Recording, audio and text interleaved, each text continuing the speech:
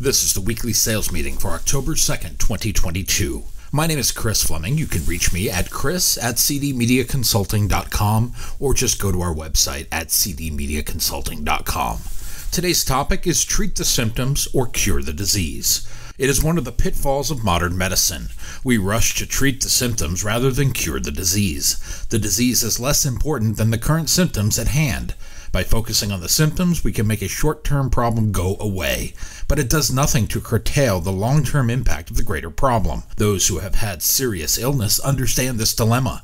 We want the cure to be permanent, but we don't want the work, toil, anguish, and heartache required to work on the greater disease. Sign us up for the short-term fix, even if we have to do it many times before it catches up to us. Loss of revenue is one of the symptoms of the greater disease of a failing business. Businesses with poor fundamentals may survive a bull market, but when the bears come to roost, their kind will get exposed. You can spot this type of business in any industry. They have a plan of the month or a week. It is the special of the day. They will bombard you with short-term, time-shifting sales tactics. This lasts until it finally catches up to them. Yet they refuse to treat the greater disease of poor fundamentals, instead chasing fad and fashion in hopes of catching a tailwind. But that wind never comes. What is present is a headwind that prevents these companies from breaking the cycle. William Osler was one of the 4 founding professors of Johns Hopkins Hospital. He was the first teaching physician to bring students out of the lecture hall and into the hospital. He said it is much more important to know what sort of patient has a disease than what sort of disease a patient has. He may have borrowed that from the famous physician of ancient Greece, his name Hippocrates of Kos, who many consider to be the father of modern medicine. Applied to our business world, it's about studying the total business problem, rather than attempting to treat the problem of the week or month. It is a much healthier alternative, but we do it in most aspects of life. We look for the short-term quick fix. We want the easy button or the internet hack, rather than having a long-term vision and treating the problem as a whole. There are at least 1 million snake oil salesmen out there that claim to have the solution. If only you would send 1995 or give your bank routing number to that infamous Nigerian prince. Anton Chekhov, the Russian playwright and essayist, wrote about medicine and disease. He said, when a lot of remedies are suggested for a disease, that means it can't be cured.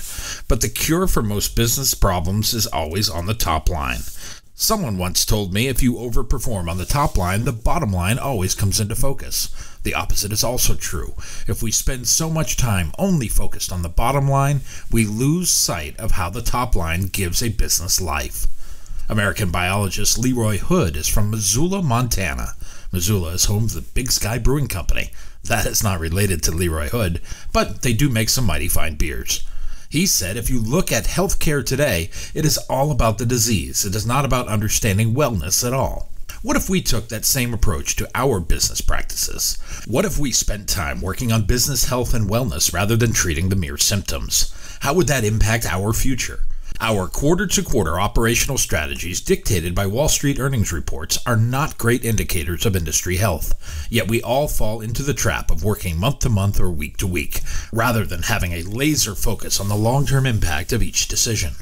If we do that long enough, we will forget how to gaze upon the horizon for a point in the future. We will lose the ability to have vision and be visionary. We will lose the focus and the mission of the company. We will have traded it for short-term gains rather than long-term health. We will continue to treat the symptoms but leave the disease festering. The Chilean-French filmmaker Alejandro Jodorowsky said birds born in cages think that flying is a disease. If we operate in the short term long enough, it will become our way of doing business. Look at pizza shops or dry cleaners for real-life examples of this. These are businesses that got into couponing as a short-term revenue tactic. They came to rely on it so much that it is now a staple of standard operating procedure for both business sectors. Publilius Cyrus, the ancient Latin writer, had a quick wit. He wrote a series of one-sentence moral maxims for his time. Many were contradictory to others, so they should not be read in one sitting. But one of these maxims was, there are some remedies worse than the disease. The point, from our ancient friend, is decision-making for short-term expediency throws the long-term caution to the wind. It risks the forward fortune in favor of the quarterly report.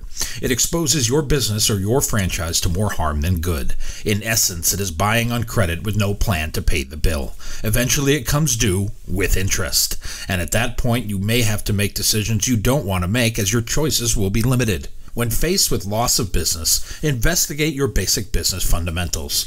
Start at the top with sales and sales practices. Adjust if needed, but keep the long-term strategy in place. Don't make compromises for the short haul that violate your basic business standards and principles. It will be a hard road back if you come back at all. Consider the strongest selling philosophies you can put in place. Let these be the governor for your business or your business franchise. Don't compromise on principle. Fix the top line and the bottom line will come into focus. After all, if you have 10 business problems and one of them is sales, you only have one problem.